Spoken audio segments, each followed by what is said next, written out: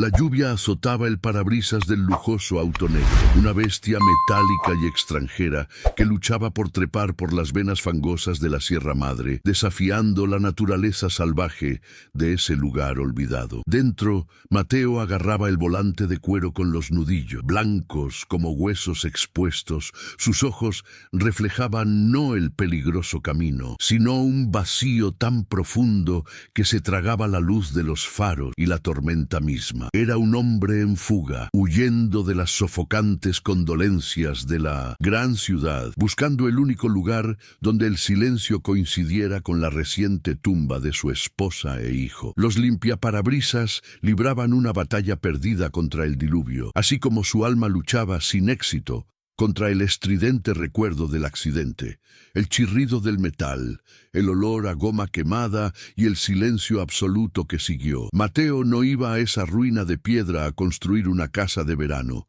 Viajaba para desaparecer, para dejar que el musgo, el frío y el tiempo lo consumieran hasta allí, no ser más que otra estatua olvidada en la niebla. Los faros atravesaron la espesa niebla, iluminando los restos del jacal de piedra, una antigua estructura encaramada precariamente al borde de un acantilado, vigilando un valle sumido en la oscuridad absoluta. Era una fortaleza de soledad, con sus muros compuestos de piedras de río dentadas, unidas por el barro y la historia, abandonada décadas atrás por el hombre y tocada solo por el viento. El vendaval aullaba por las grietas como un coro de dolientes, un sonido que habría aterrorizado a un hombre cuerdo, pero que para Mateo sonaba como una canción de bienvenida acorde con su estado de ánimo. Salió del vehículo. Sus zapatos italianos se hundieron al instante en el barro helado. La lluvia empapó su costoso abrigo en segundos,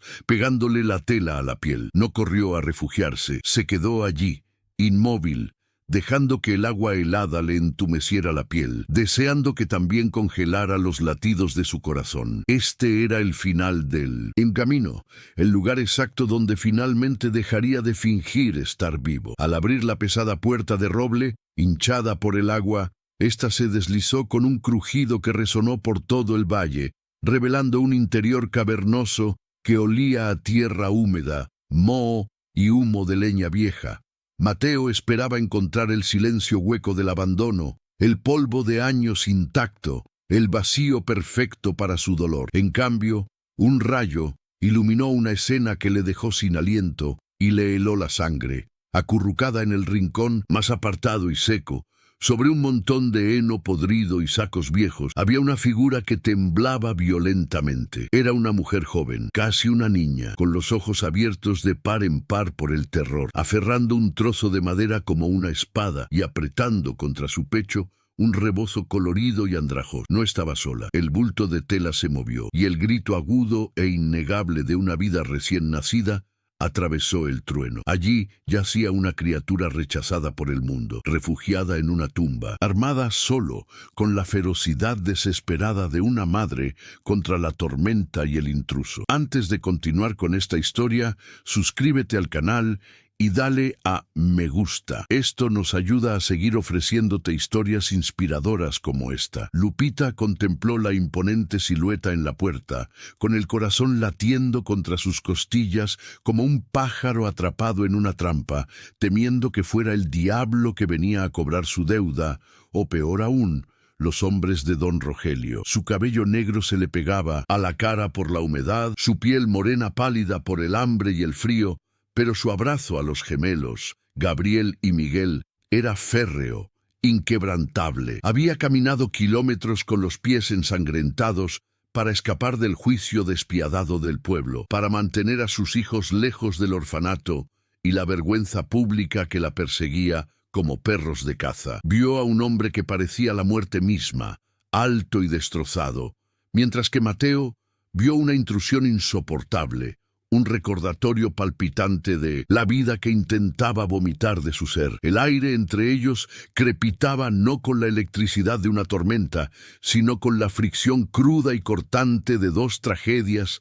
que chocan en la oscuridad. Una luchando desesperadamente por sobrevivir, la otra buscando solo el derecho a morir en paz. La lluvia arreció afuera, tamborileando sobre el tejado de pizarra como 1000 dedos acusadores, sellándolos dentro de esa vasija de piedra a la deriva en la noche de la montaña. Mateo dio un paso al frente, su sombra se extendió sobre la frágil familia, y por un instante la crueldad de su dolor amenazó con vencer, impulsándolo a arrojarlos a la tormenta mortal solo para reclamar su soledad. Pero el llanto del bebé cambió algo en la caótica arquitectura de su dolor, un sonido demasiado familiar, agonizantemente vivo, que resonó en las paredes vacías de su pecho. En esa cabaña olvidada, en medio de la furia de la naturaleza, era necesario tomar una decisión, una elección que podría condenar un alma para siempre o encender una vela en el abismo. Estamos a punto de presenciar cómo la piedra más dura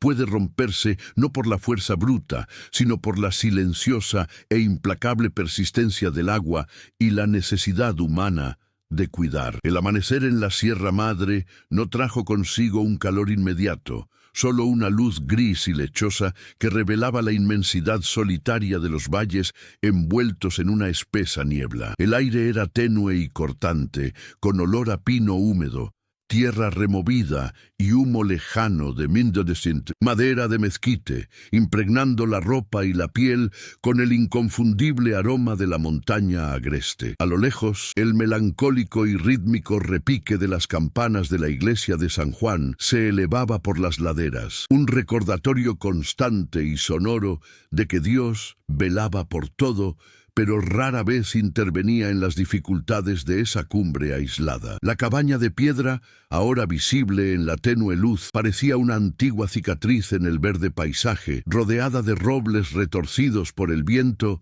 y dominada por un pesado silencio, roto solo por el canto lastimero de un censontle, como si la tierra misma respirara con dificultad en ese santuario olvidado. Abajo, en el pueblo que parecía una maqueta de barro y cal, la vida transcurría a un ritmo lento, dictado por la tradición inquebrantable, la religiosidad severa y el temor al juicio ajeno. Era una sociedad rígida, donde el honor familiar valía más que el pan en la mesa, y donde las ventanas coloniales tenían ojos y las paredes de adobe, oídos atentos a las más mínimas faltas morales. Las mujeres caminaban a misa de 6 con la cabeza cubierta y rosarios aferrados entre sus dedos callosos, mientras los hombres trabajaban la tierra bajo la atenta mirada de los capataces de don Rogelio, el jefe local cuya voluntad era ley no escrita. En ese mundo de jerarquías rígidas e inmutables, una madre soltera como Lupita no solo era una paria social, sino una mancha visible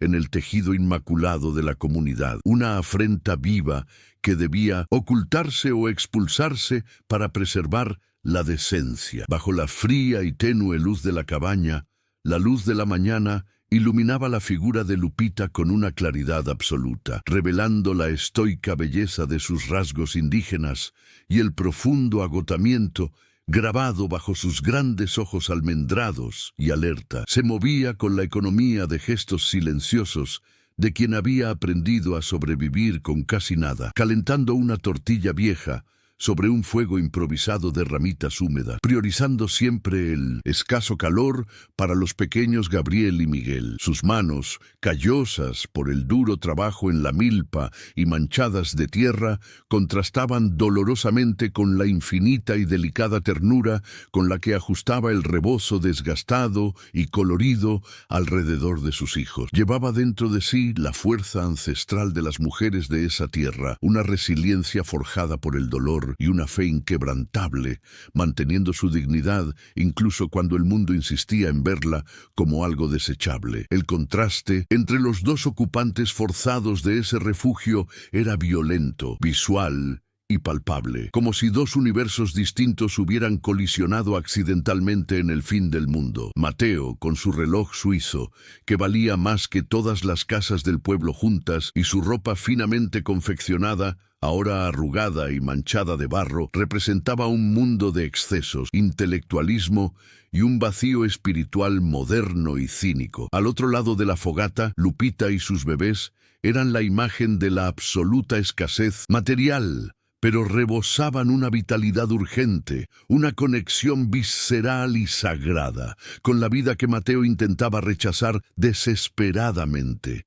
Mientras él contemplaba el horizonte vacío con el egoísta deseo de desaparecer, ella miraba cada pedazo de pan con la gratitud de quien lucha por vivir un día más. Ese espacio reducido hacía imposible ignorar la disonancia, la arrogancia de su dolor contra la humildad de su supervivencia. La mañana siguiente no trajo el alivio del olvido que Mateo buscaba, sino más bien una resaca brutal y la estridente realidad de los llantos de dos niños hambrientos resonando en las paredes de piedra desnuda. Despertó en el duro suelo, envuelto en su abrigo húmedo, con la cabeza palpitándole al ritmo de los gritos estridentes que parecían perforarle los oídos y el alma. La tormenta afuera se había calmado hasta convertirse en una llovizna persistente y gris, pero la tormenta dentro de la cabaña apenas comenzaba. Tambaleándose e irritado, encontró a Lupita ya despierta, con los ojos enrojecidos por el insomnio, tratando desesperadamente de calmar a los gemelos mientras servía agua de lluvia en una vieja lata. Su presencia allí, tan viva y tan necesitada, era una afrenta a su planeada soledad, un recordatorio palpitante de todo lo que había perdido y se negaba a enfrentar de nuevo. Mateo caminó hacia ella con la fría determinación de quien intenta extirpar un tumor. Su voz ronca y autoritaria llenó el pequeño espacio con una orden de desalojo inmediato. Le exigió que se fuera, arrojándole unos billetes arrugados a los pies como si eso pudiera comprar su conciencia y limpiar el ambiente. Pero Lupita no se movió para recoger el dinero. Se mantuvo firme, abrazando a sus hijos, y por primera vez el miedo en sus ojos dio paso a una fiereza maternal. Con voz temblorosa pero inquebrantable, explicó que los caminos se habían convertido en ríos de lodo, que bajar la montaña con recién nacidos en ese clima sería una sentencia de muerte. No pedía caridad, pedía tiempo. No suplicaba por ella misma, sino por las vidas que latían en su corazón, desafiando la moralidad vacía de ese hombre rico y destrozado. Un silencio denso se instaló, roto solo por el crepitar de la leña húmeda y el jadeo de los bebés, creando un tenso impasse entre la lógica de la supervivencia y el deseo de aniquilación. Mateo miró afuera, viendo la devastación de la lluvia, y supo que decía la verdad. Expulsarlos ahora sería lo mismo que matarlos con sus propias manos. Con un gruñido de frustración, pateó una piedra suelta y decretó una tregua reticente y amarga. Solo podrían quedarse hasta que el camino se secara, ni un minuto más. Trazó una línea invisible en la tierra compactada, marcando territorios, aislándose en el rincón más oscuro de la cabaña con sus botellas, intentando erigir un muro de indiferencia contra la intrusión de esa familia indeseada. Los días siguientes estuvieron marcados por una coexistencia agonizante, una extraña danza de fantasmas y seres vivos bajo el mismo techo con goteras. Mateo intentó ahogarse en alcohol para bloquear el ruido, pero la vida tiene un sonido persistente que trasciende cualquier barrera. El arrastrar de los pies descalzos de Lupita, el susurro de sus oraciones, el dulce aroma de la leche y el aroma terroso de su ropa secándose cerca del fuego. Cada ruido doméstico era una puñalada en la memoria de Mateo, evocando recuerdos de su propio hogar, de su esposa cantando en la cocina, de una época en la que la felicidad era rutina y no un sueño lejano. Gruñó y le dio la espalda, pero sus oídos, traicioneros, permanecieron atentos a cada movimiento de aquella madre exhausta. Lupita, por su parte, observaba al forastero de la ciudad con una mezcla de pavor y curiosidad, viendo en él no solo un monstruo de amargura, sino un hombre de carne viva. Notó cómo gritaba en sus pesadillas, cómo le temblaban las manos no solo de frío, sino de falta de afecto y paz. Intentó ser invisible, ocupando el menor espacio posible, pero la necesidad la obligó a cruzarse en su camino. El agua potable se acabó, y la única fuente cercana era el viejo pozo del patio, cuya bomba manual llevaba años oxidada y atascada. Mateo la observaba por la ventana, viendo sus delgados brazos intentando en vano accionar la pesada palanca, el sudor mezclándose con la llovizna en su rostro, la inminente derrota encorvándole los hombros, la irritación de verla fracasar, o quizás una vieja chispa de decencia que intentaba extinguir, lo impulsó a salir de la cabaña con pasos pesados y furiosos. Empujó a Lupita a un lado con brusquedad, murmurando maldiciones sobre su incompetencia, y agarró la palanca de hierro con sus propias manos. Con golpes violentos, alimentados por la ira, forzó el mecanismo, el metal crujiendo en una protesta aguda, hasta que, finalmente, el agua brotó clara y helada. No la miró, no esperó su agradecimiento. Simplemente se lavó la cara con el agua helada para ocultar cualquier rastro de humanidad y regresó adentro, dando un portazo. Para él fue un acto para silenciar el ruido de su esfuerzo. Para ella fue el primer milagro. Este gesto burdo, sin embargo, no pasó desapercibido para los ojos omnipresentes de las montañas, donde los secretos vuelan más rápido que el viento en los cañones. Un peón de don Rogelio, buscando ganado perdido en la tormenta, divisó la escena desde lo alto de un pico cercano, el aldeano reparando el pozo para la mujer manchada. La noticia corrió montaña abajo como una avalancha silenciosa, alcanzando a los aldeanos con distorsiones maliciosas y venenosas. En la tienda local, cuando Mateo bajó días después a comprar provisiones, el silencio se apoderó del lugar en cuanto entró. Las miradas ya no eran de respetuosa curiosidad por el rico forastero, sino de juicio velado y fría hostilidad. El dueño de la tienda, un hombre bajito con un enorme crucifijo en el pecho, atendió a Mateo con reticencia, tirando el cambio sobre el mostrador sin tocarse la mano, como si fuera portador de una enfermedad contagiosa. Mateo, inmerso en su propio infierno, apenas notó el cambio en el ambiente social, o si lo notó, le dio igual, acostumbrado a despreciar al mundo. Pero al salir, oyó un susurro claro de una anciana en el porche. El diablo reúne a los de su clase. Lo ignoró, pero la semilla del conflicto externo se había plantado en el terreno fértil de la hipocresía local. La choza ya no era solo un refugio contra el dolor, se estaba convirtiendo en un blanco. Mientras tanto, en la majestuosa finca con vistas al valle, don Rogelio recibió el informe mientras saboreaba su café en una fina taza de porcelana. La noticia de que Lupita no había desaparecido, sino que había encontrado refugio en tierras vecinas, y peor aún, bajo la protección implícita de un hombre adinerado, encendió una fría furia en sus ojos. Esto no era solo una incomodidad, era una afrenta a su autoridad, y peligrosamente, una amenaza al secreto que guardaba sobre la paternidad de las gemelas. Se acarició el bigote canoso, contemplando sus vastas tierras, y decidió que la inmoralidad en la cima de la colina debía ser erradicada antes de que echara raíces. Se había acabado el tiempo de la indiferencia. De vuelta en la cabaña, la tensión cambió al caer la noche, trayendo consigo un frío que helaba los huesos como ningún otro. Uno de los gemelos, el pequeño Miguel, empezó a llorar de forma diferente, un gemido débil y ronco, interrumpido por una tos seca. Lupita, presa del pánico, se dio cuenta de que el cuerpo del bebé ardía de fiebre, una temperatura tan alta que sentía como si le quemara las manos. Lo intentó todo: paños húmedos, lactancia materna, las pocas hierbas que tenía en el bolsillo, pero el niño empeoraba con cada hora que pasaba, y su respiración se convertía en un silbido aterrador en la oscuridad de la habitación de piedra. Mateo, al otro lado de la habitación, intentaba leer un libro a la luz de las velas, pero las palabras lanzaban sin sentido ante sus ojos, mientras la angustia de la madre invadía su mente. Intentó endurecer su corazón, diciéndose que este no era su problema, que la muerte era parte de la vida, que ya había visto suficientes cadáveres como para que no le importara otro. Pero el llanto del bebé se desvaneció, transformándose en un silencio letárgico mucho más aterrador que los gritos. Conocía bien el silencio de la muerte. Era el mismo silencio que había atormentado su coche destrozado meses atrás. Aterrada, Lupita cruzó la línea invisible que Mateo había trazado en el suelo.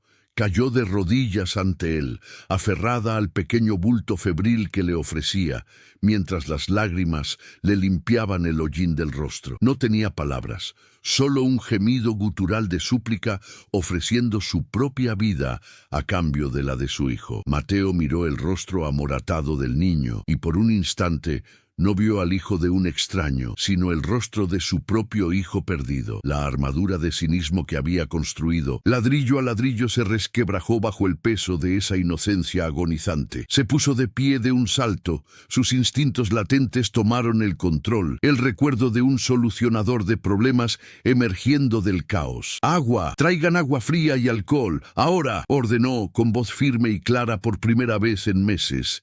Desprovista de la embriaguez, tomó al niño en brazos, un peso absurdamente ligero y frágil, y sintió el calor febril irradiar contra su pecho frío. Con gestos precisos comenzó a bañarlo, controlando su respiración, improvisando con lo que tenía, luchando contra la muerte con una ferocidad que creía haber perdido para siempre. Amaneció y los encontró exhaustos, sentados en el suelo, apoyados contra la pared de piedra. La fiebre de Miguel había bajado, y el bebé dormía plácidamente sobre el pecho de Mateo, con su manita aferrada a la camisa de lino sucia del hombre. Mateo no se movió para entregárselo a Lupita, permaneció allí, paralizado por la sensación del pequeño, corazón latiendo contra el suyo, un ritmo de vida que obligaba a su propio corazón muerto a latir de nuevo. Lupita lo observaba desde el otro lado, con una mirada de gratitud que trascendía las palabras, viendo la sutil transformación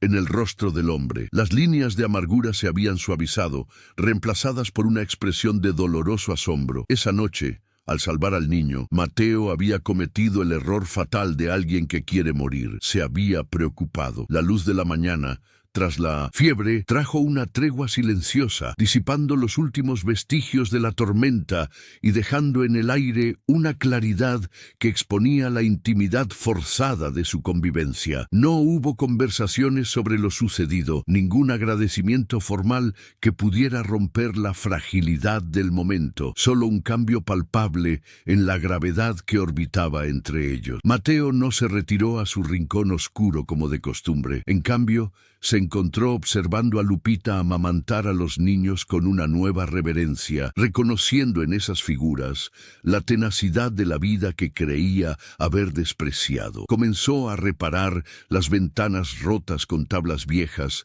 encontradas entre los escombros, ya no para amortiguar el sonido del mundo y proteger su aislamiento, sino para evitar que el frío viento de la montaña rozara la piel de los niños, un gesto instintivo de protección que sus manos realizaron antes de que su mente amargada pudiera protestar o racionalizar. Los días transcurrían en una rutina de pequeños milagros, domésticos y tímidos acercamientos, donde el lenguaje del cariño sustituía la ausencia de palabras entre ellos. Mateo, rebuscando entre sus pertenencias traídas de la ciudad, rescató un libro de poemas antiguos y, en una tarde lluviosa, comenzó a leer en voz alta, fingiendo que lo hacía para sí mismo, pero sabiendo que los oídos atentos de Lupita absorbían cada sílaba como si fuera música sacra de otro mundo. En respuesta silenciosa, ella comenzó a dejar pequeñas ofrendas en su espacio. Una flor silvestre amarilla recogida del borde del abismo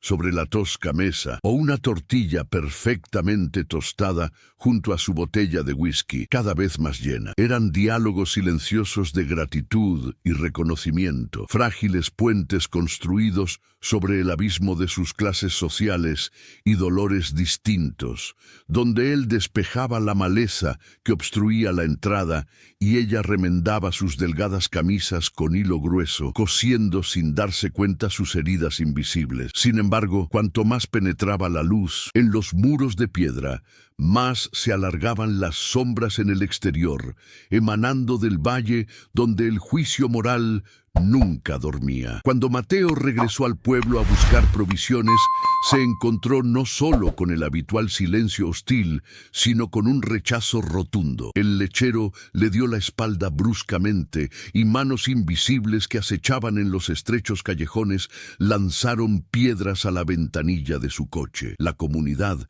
enardecida por los rumores venenosos sembrados por don Rogelio, se unió contra la inmoralidad que imaginaban ocurriendo en la cima de la colina, transformando el aislamiento de Mateo y Lupita en un asedio social asfixiante. Pero esta hostilidad externa tuvo un efecto inverso inesperado. En lugar de separarlos por miedo o vergüenza, los unió aún más, consolidando la cabaña no como un escondite, sino como una trinchera emocional donde solo ellos conocían la verdad de su inocencia. La verdadera conexión, sin embargo, se forjó durante las largas noches, cuando el viento aullaba intentando derribar la puerta y el fuego crepitaba como el único corazón vivo en aquellas montañas heladas. Sentados a ambos lados de la pequeña fogata, Mateo y Lupita compartían un silencio que había dejado de ser incómodo para volverse sociable y necesario. Él,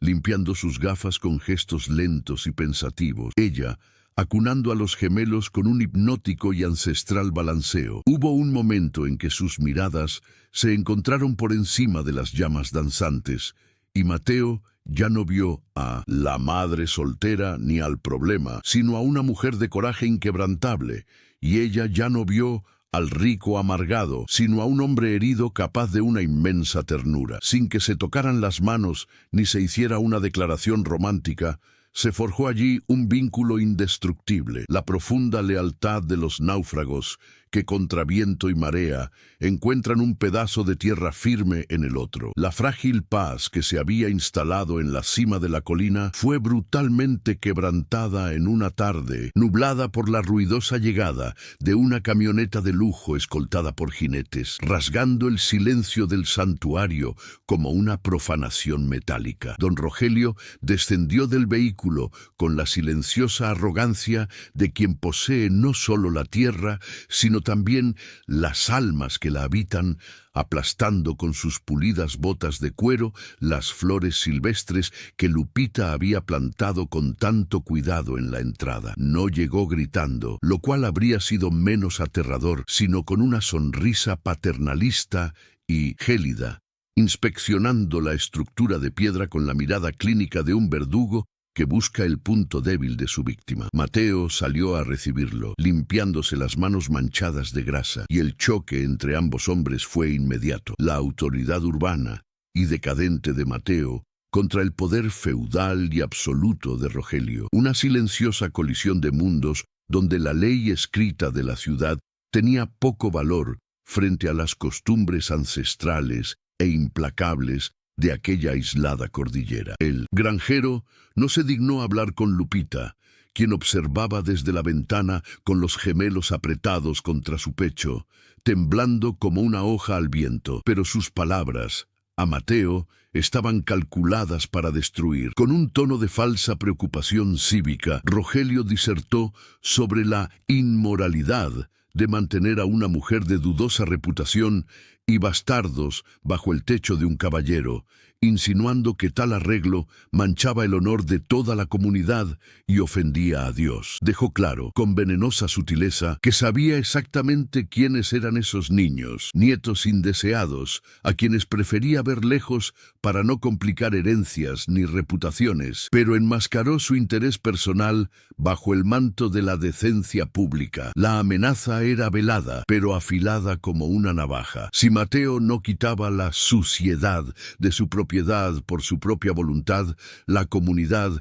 guiada por la mano firme de la justicia local y religiosa, se vería obligada a intervenir para salvar a los niños de un entorno tan pecaminoso e insalubre. La reacción del sistema circundante fue inmediata y asfixiante, como si don Rogelio hubiera dado una orden invisible para que todo el valle cerrara sus puertas y corazones. El confinamiento social se volvió absoluto. Cuando Mateo intentó comprar leche fresca a la mañana siguiente, encontró las puertas de la tienda cerradas y un rústico letrero que decía «Cerrado por inventario», mientras rostros severos lo observaban desde detrás de las cortinas cerradas de las casas vecinas. El cura del pueblo, durante la misa que resonaba por los altavoces en la ladera de la montaña, predicó con fervor sobre la hierba que crece en las ruinas y la necesidad de purificar la tierra sagrada de las influencias del mal. Ya no eran solo chismes o desprecio, era una guerra psicológica coordinada, diseñada para matar de hambre el cuerpo y quebrantar el espíritu, transformando la choza de piedra en una isla sitiada, rodeada por un océano de hostilidad moralista e hipocresía religiosa. Dentro de la cabaña, la atmósfera de refugio comenzó a disolverse, reemplazada por una ansiedad constante y eléctrica que erosionaba la paz recién encontrada. Lupita, reviviendo el trauma del rechazo que la había hecho huir, comenzó a marchitarse visiblemente. Sus ojos perdieron el brillo esperanzador y escrutaron el horizonte en busca de amenazas, aterrorizada de que el DIF, Servicios Sociales, o los secuaces de Rogelio pudieran venir y arrebatarle a sus hijos de los brazos durante la noche. Mateo sintió que el peso de la responsabilidad aplastaba su deseo de aislamiento. Comprendió con dolorosa claridad que su indiferencia pasiva ya no era suficiente armadura. La neutralidad se había convertido en complicidad y se vio obligado a elegir entre la cómoda cobardía de abandonar a esa familia a su suerte o la peligrosa inconveniencia de convertirse en el escudo humano entre la brutalidad del mundo y la fragilidad de quienes, sin darse cuenta, comenzaban a sanar su alma. La tensión llegó a su punto álgido en una gélida mañana, cuando encontraron el único acceso a la cabaña, bloqueado por una montaña de rocas y troncos caídos. Un claro acto de sabotaje que impedía la salida del coche de Mateo. Clavada en uno de los troncos, una nota escrita con una caligrafía tosca contenía un ultimátum que no dejaba lugar a dudas. Por la salvación de los niños inocentes, su lugar está en el orfanato Santa María. Entréguenlos antes del domingo o la justicia de Dios caerá sobre esta casa. El viento azotaba el papel contra la madera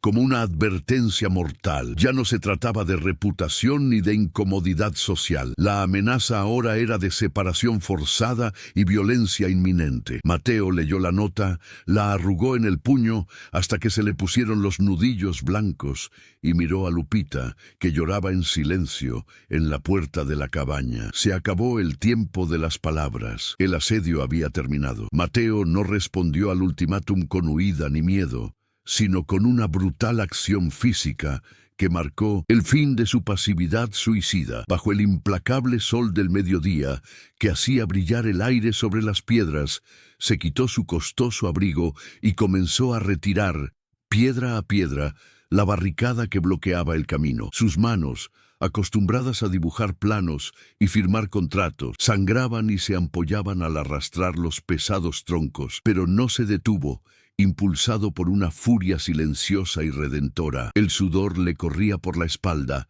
mezclándose con el polvo del camino, transformando al hombre de cristal de la ciudad en una figura de tierra y hierro. Lupita observaba desde el balcón con el corazón en un puño, presenciando ese sacrificio físico. Cada piedra retirada no era solo la limpieza de un camino, sino la demolición de las barreras que había erigido alrededor de su propio corazón para no sentir nada más. Con el camino despejado, Mateo no huyó a la seguridad del asfalto, sino que se metió directamente en la boca del lobo, la plaza central del pueblo. Estacionó su coche, embarrado frente a la cantina donde los hombres de don Rogelio y los ancianos del pueblo bebían mezcal y juzgaban al mundo. El silencio cayó como una guillotina al entrar. El olor a alcohol barato y tabaco saturaba el aire. No estaba allí para pelear con los puños, sino con la verdad. Con la postura erguida de quien no le debe nada a nadie, enfrentó las miradas burlonas. Cuando el capataz de Rogelio hizo un chiste sucio sobre la invitada del cerro, Mateo no gritó. En voz baja, pero que resonó como un trueno en la silenciosa sala, declaró que la dignidad de esa mujer valía más que toda la hipocresía sentada en esas mesas, retando a cualquier hombre allí a demostrar que alguna vez luchó por sus hijos como ella luchó. Ese momento de defensa pública fue el punto de inflexión que nadie esperaba. Una onda expansiva que recorrió la columna vertebral de la rígida comunidad. Los hombres bajaron la mirada hacia sus anteojos, avergonzados del coraje puro de este desconocido, reconociendo en él el honor varonil que tanto apreciaban, pero que rara vez practicaban frente al poder del cacique. La narrativa de don Rogelio, de que Mateo era un pervertido que explotaba a una prostituta, comenzó a resquebrajarse ante la realidad de un hombre dispuesto a desangrarse y exponerse para proteger a una familia que ni siquiera era suya. El sacerdote, observando desde la puerta de la sacristía, sintió el peso de la duda. La defensa de Mateo no sonaba como la de un pecador, sino como la de un guardián, y esta nueva percepción comenzó a sembrar una silenciosa división entre el miedo al cacique y el respeto a la verdad. Al regresar a la cabaña, el ambiente había cambiado. Mateo ya no era el benefactor distante, sino el protector herido que regresaba de la guerra. Lupita lo esperaba no como sirviente, sino como un igual, con una palangana de agua tibia y paños limpios. Cuando tomó sus manos, lastimadas por trabajar con las piedras, y comenzó a limpiarlas con reverente delicadeza, la última barrera entre ellos se derrumbó. No hubo besos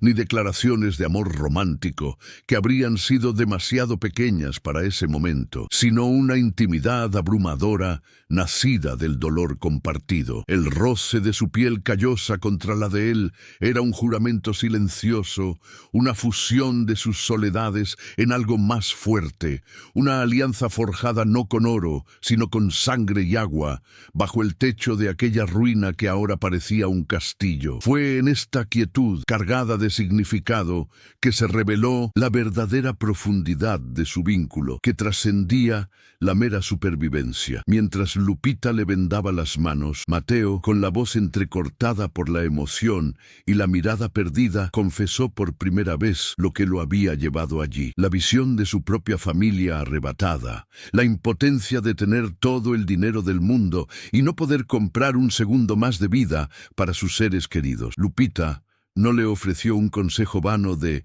«ya pasará», simplemente le apretó la mano y lloró con él. Sus lágrimas cayendo sobre las vendas, comprendió que él no salvaba a los gemelos por mera bondad, sino para salvarse a sí mismo, para llenar el vacío en su pecho donde deberían estar sus propios hijos. El dolor de uno se convirtió en el remedio del otro, pero el sistema, herido en su orgullo y amenazado por esta nueva fuerza, reaccionó con la violencia burocrática y despiadada de los poderosos. Don Rogelio, al darse cuenta de que la intimidación social había fracasado y de que estaba perdiendo el control de la narrativa, jugó su carta más dura. 2 días después, un coche oficial del ayuntamiento subió la colina, no cargando piedras, sino papeles, una orden judicial de custodia provisional, alegando condiciones insalubres y riesgo moral para los menores Gabriel y Miguel. El documento, frío y lleno de términos legales,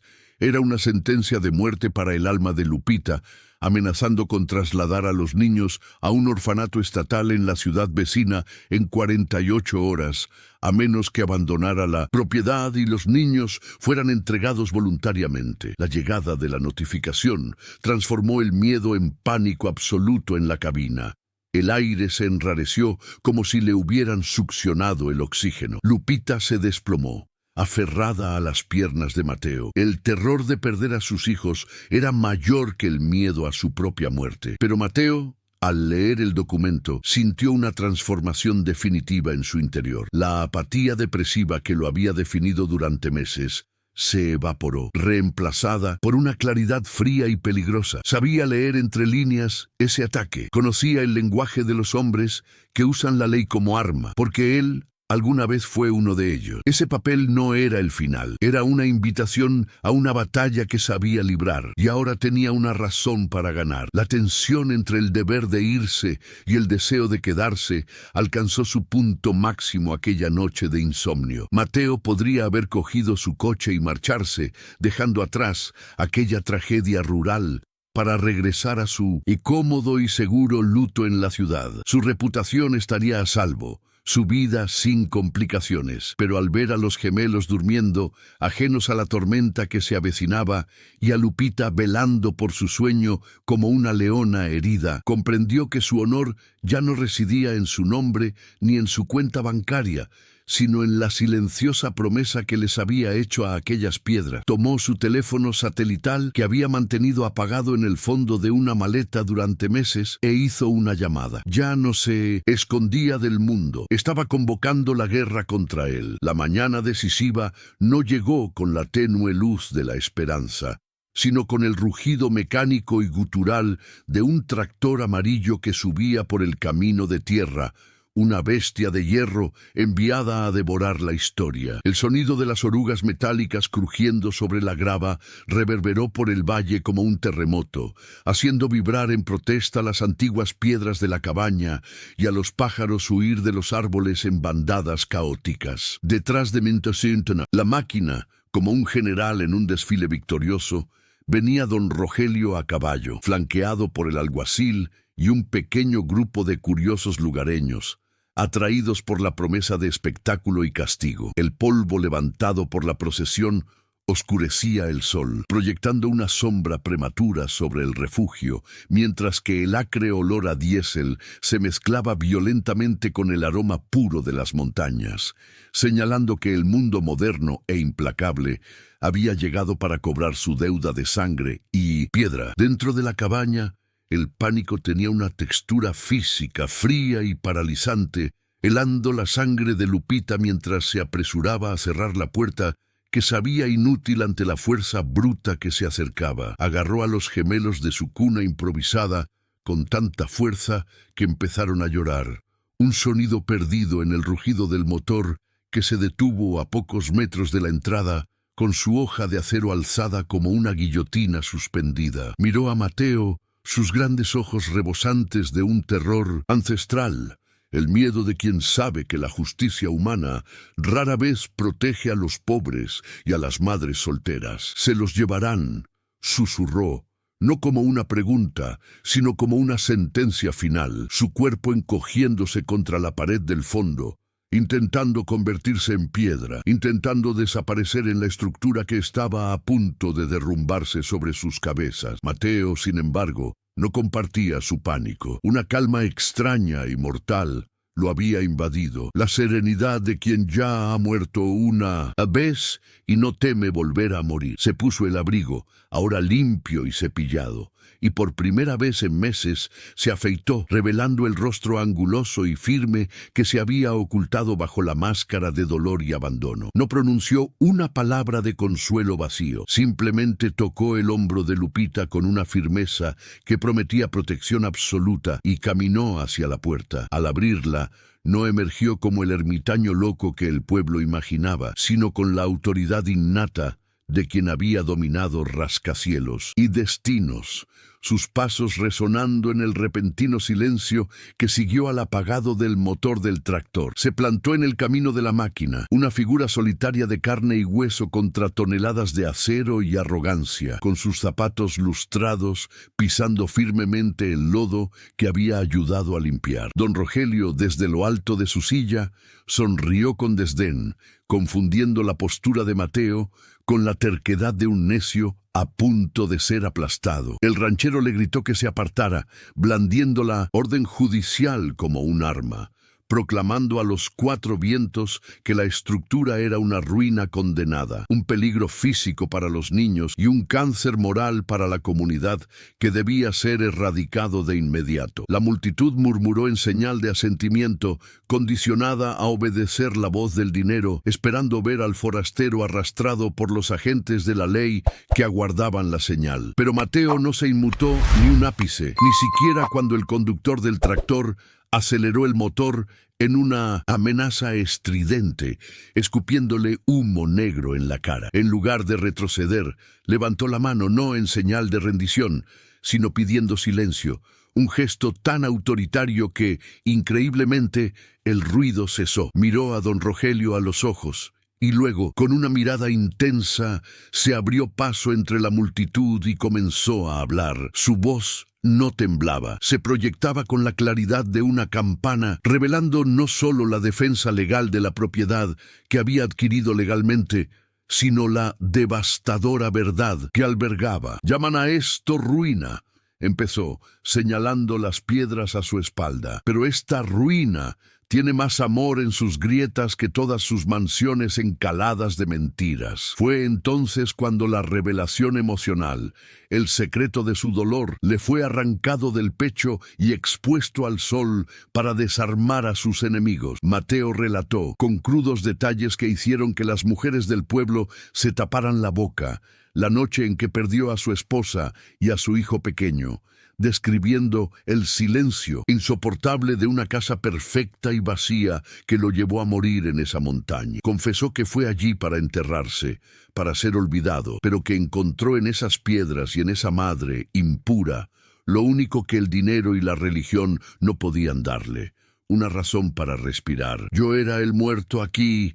exclamó con lágrimas corriendo por su rostro limpio, «y fue esta mujer a la que quieren lapidar quien me resucitó con un pedazo de pan y un vaso de agua». La confesión pública del rico impactó a la multitud como un rayo, destrozando la narrativa simplista de vicio y pecado que les habían vendido. Ver a un hombre de esa estatura llorar y humillarse en agradecimiento conmovió la fibra sensible y humana que se ocultaba bajo la dura coraza del moralismo montañés. Pero Mateo no se conformó con la autocrítica. Desvió su furia justiciera contra don Rogelio. Con el teléfono satelital como prueba, reveló la investigación que había realizado durante las últimas 48 horas, exponiendo a viva voz lo que todos sospechaban pero callaban: que los gemelos llevaban la sangre del hijo de Rogelio, que el riesgo moral no residía en la madre en apuros, sino en el abuelo que intentaba borrar a sus propios descendientes para proteger un falso honor político. La conmoción de la revelación fue devastadora. Don Rogelio palideció, su máscara de autoridad se desvaneció para revelar el miedo de un hombre cuyos sucios secretos habían sido desenterrados. La multitud, antes hostil, se volvió hacia el ranchero con un murmullo de creciente desaprobación.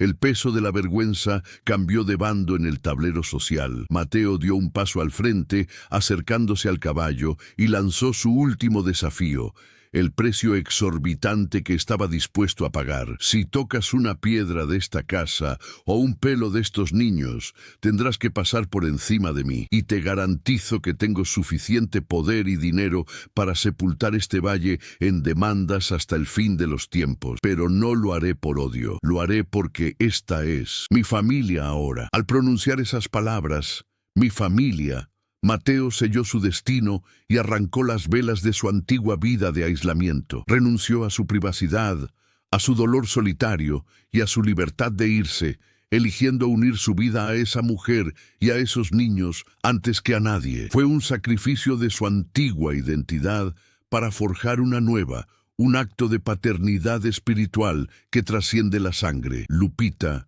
escuchando desde la puerta, cayó de rodillas, no de miedo, sino de un alivio inmenso, sintiendo que por primera vez en su vida no luchaba sola contra el mundo. El muro de piedra que protegía su corazón se derrumbó y ella lloró. El dolor de años fue barrido por la valentía de esa desconocida. El alguacil, percibiendo el cambio de rumbo y las complejidades legales y morales que rodeaban el caso, indicó al tractor que retrocediera. No arriesgaría su carrera ejecutando una orden dudosa contra un hombre poderoso, ahora reconocido públicamente por su vulnerabilidad. Don Rogelio, aislado en su silla, miró a su alrededor y vio que había perdido la base de su poder, el respeto y el temor del pueblo. Con una mueca de odio y humillación reprimidos, giró violentamente las riendas del caballo, dándole la espalda a la escena, huyendo de la verdad que no podía demoler. El sonido de los cascos al alejarse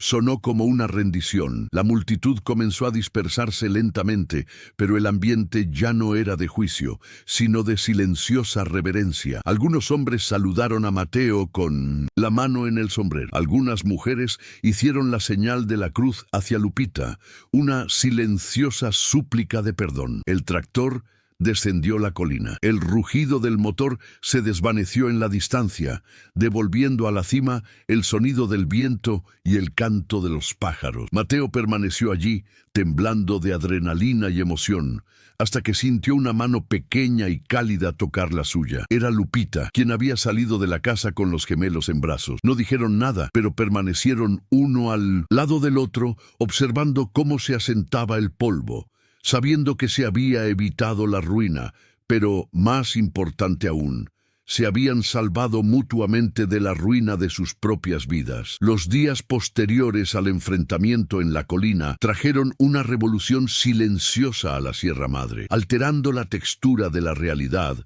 en torno a la cabaña. Don Rogelio, con el orgullo herido y la autoridad fracturada por la vergüenza pública, se retiró a las sombras de su rancho, mientras la comunidad, con la entorpe gracia del arrepentimiento, comenzó a reintegrar a los marginados en el tejido social. Canastas de huevos frescos, pan aún caliente y queso de cabra comenzaron a aparecer misteriosamente en el porche al amanecer, silenciosas ofrendas de disculpa de quienes alguna vez habían lanzado piedra. El bloqueo desapareció, reemplazado por respetuosos gestos de asentimiento, mientras el auto de Mateo cruzaba el pueblo. No fue una amistad inmediata, sino una tregua, nacida del respeto reverente. Los aldeanos habían visto a un hombre desafiar a un gigante por amor, y esta moralidad rústica y valiente resonó más profundamente que cualquier viejo rumor. Con el asedio exterior levantado, la reconstrucción interna comenzó con renovado vigor, transformando la brutal lucha por la supervivencia en el delicado arte de vivir. Mateo, manejando herramientas con una destreza que lo sorprendió incluso a él mismo, atacó la estructura en ruinas, ya no con la desesperación de quien busca refugio, sino con la paciencia de un arquitecto que construye un legado. Las vigas podridas fueron reemplazadas por cedro fragante. El frío suelo se cubrió con gruesas alfombras traídas de la ciudad, y las paredes manchadas de hollín se restregaron hasta que la piedra natural brilló como ámbar a la luz del fuego. Lupita trabajaba a su lado, sus manos plantando un jardín donde antes solo había maleza, transformando el barro de la entrada en un sendero de piedras de río. El sonido del martillo y la paleta se convirtió en el latido del cerro, un ritmo de creación que ahogó los recuerdos de la destrucción. El tiempo empezó a correr a otro ritmo, medido no por el agonizante tic-tac de un reloj de pulsera, sino por los centímetros que Gabriel y Miguel ganaban en crecimiento. Los gemelos, antes frágiles bultos de fiebre y hueso, florecieron bajo el doble sol del cuidado de Lupita y la protección de Mateo, volviéndose robustos y bulliciosos, su risa llenando los altos techos que antes solo albergaban silencio. Mateo se encontraba en el suelo con más frecuencia que en su sillón, redibujando los mapas de su vida para incluir gatear y cuentos para dormir, dándose cuenta de que su refinada crianza finalmente cumplía un noble propósito: enseñar a esos niños a dar sus primeros pasos. La sombra de su hijo muerto no había desaparecido, pero había cambiado de forma. Dejó de ser un fantasma que rondaba los rincones y se convirtió en una presencia gentil, guiando sus manos mientras sostenía la nueva vida que había elegido proteger. El verdadero punto de inflexión en la restauración no llegó con cemento, sino con tinta y papel, Meses después, en una tranquila oficina de la ciudad, Mateo bajó de la montaña con Lupita y los niños, no para escapar, sino para enfrentarse a la burocracia que una vez los había amenazado. En un acto sencillo que desafió los linajes obsesivos de hombres como Rogelio, Mateo inició el proceso legal para darles a los gemelos su apellido y asumir la paternidad oficial. No fue solo una maniobra legal para protegerlos de futuros ataques, fue el desafío definitivo a la biología en favor del afecto. Cuando firmó los documentos con mano firme y fuerte, miró a Lupita, vestida con dignidad, radiante y orgullosa, y vio cómo el miedo abandonaba sus ojos para siempre. Ya no eran sobrevivientes compartiendo un techo, eran una familia forjada a fuego, protegida legal y espiritualmente de cualquier tormenta. De vuelta en la montaña, la transformación de Lupita fue el milagro más visible de esta restauración. La niña que había llegado temblando, armada con un palo y aterrorizada de su propia sombra, había muerto en la primera tormenta. En su lugar se alzaba una mujer de sereno poder, caminando por el mercado del pueblo con la frente en alto, desafiando a cualquiera a cuestionar su lugar en el mundo. Ya no miraba al suelo cuando le hablaban, sostenía la mirada, anclada en la certeza de estar a salvo, de ser valorada y de que sus hijos tenían un futuro asegurado. Había salvado a Mateo de la muerte de su alma y a cambio él le había dado la vida digna que le habían negado. Fue un intercambio justo, un equilibrio perfecto de deudas pagadas con la moneda de la presencia y el cuidado mutuo. Una tarde, mientras la hora dorada bañaba el valle con una luz color miel, la última pieza de la cura encajó. Mateo estaba en el jardín recién plantado, podando los rosales que Lupita había insistido en cultivar, cuando oyó una palabra que detuvo el tiempo. Uno de los gemelos, tirando de la pernera de su pantalón para llamar su atención, levantó la vista y lo llamó papá. No era la primera vez que oía esa palabra en su vida, pero sí la primera en años que no sonaba a maldición ni a recordatorio de una pérdida insoportable. Sonaba a bendición, a un nuevo permiso para ser feliz. Soltó las tijeras, alzó al niño contra el fondo del sol poniente y rió. Un sonido profundo y resonante que sobresaltó a los pájaros y le indicó al universo que el duelo había terminado. Las estaciones cambiaron y el primer aniversario de aquella noche tormentosa llegó no con lluvia, sino con una celebración primaveral. El jacal, antaño una oscura cicatriz en la colina, ahora estaba encalado y relucía en el crepúsculo. Sus ventanas resplandecían con la cálida luz amarilla de los faroles y una chimenea encendida. La puerta, que Mateo antes cerraba de golpe para protegerse del mundo, ahora se abría de par en par a la fresca brisa nocturna, dando la bienvenida a los aromas de jazmín y tierra húmeda. Dentro, la mesa estaba puesta no para un bebedor solitario, sino para un festín, con comida sencilla hecha con inmenso amor. El aire olía a maíz tostado y café con canela, los aromas de un hogar plenamente habitado y reclamado. Era una imagen de triunfo, no de riqueza material, sino de la tenaz persistencia de la luz frente a la oscuridad. La noche se posó pacíficamente sobre la Sierra Madre, pero el silencio ya no era pesado ni opresivo. Era el silencio, satisfecho del descanso tras un día de trabajo. Mateo y Lupita estaban sentados en el porche, observando cómo las estrellas aparecían una a una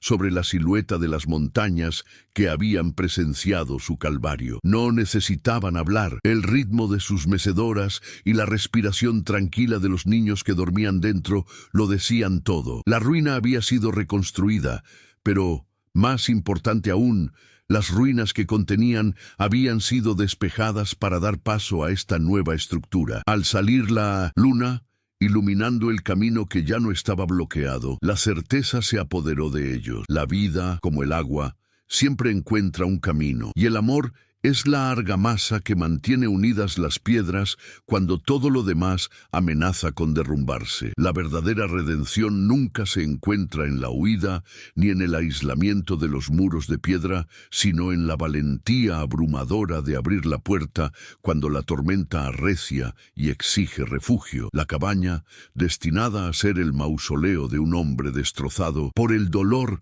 se transformó en un santuario de vida simplemente porque dos soledades decidieron que no podían sobrevivir solas. La lección que resuena en los valles silenciosos de la Sierra Madre no se trata de la fuerza de la arquitectura ni del poder del dinero, sino de la humilde verdad de que sanamos nuestras propias heridas en el mismo momento en que extendemos nuestras manos callosas para sanarlas de otro. Mateo descubrió que el vacío que deja la muerte no se llena de olvido, sino del ruido caótico y sagrado de proteger a los necesitados, demostrando que el amor es, en última instancia, el único techo que realmente nos protege de las tormentas de la existencia. El milagro ocurrido en la cima de aquella colina olvidada trascendió los muros de la casa y descendió al pueblo, recordando a una comunidad endurecida que la verdadera moralidad no reside en el juicio severo, sino en la compasión activa. Al ver a la mujer manchada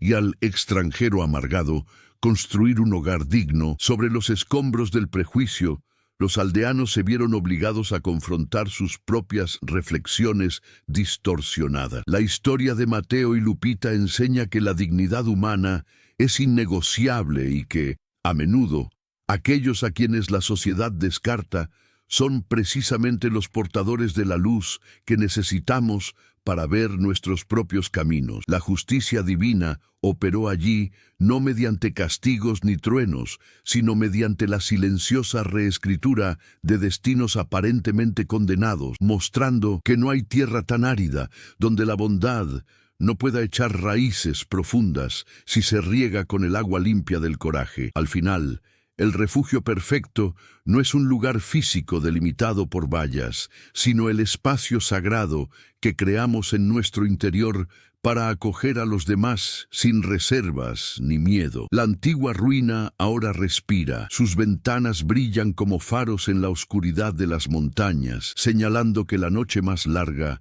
siempre da paso al amanecer para quienes persisten en la fe. El dolor, aunque nunca desaparece por completo, se convierte en terreno fértil para una nueva esperanza, transformando viejas cicatrices en mapas de supervivencia. Mientras el sol se alza sobre el valle, iluminando el jardín donde los niños juegan libremente, comprendemos que salvar una vida es, de hecho, la única manera de salvar al mundo entero. Si esta historia te conmovió, compártela y suscríbete, que más personas sientan este mensaje de fe y esperanza.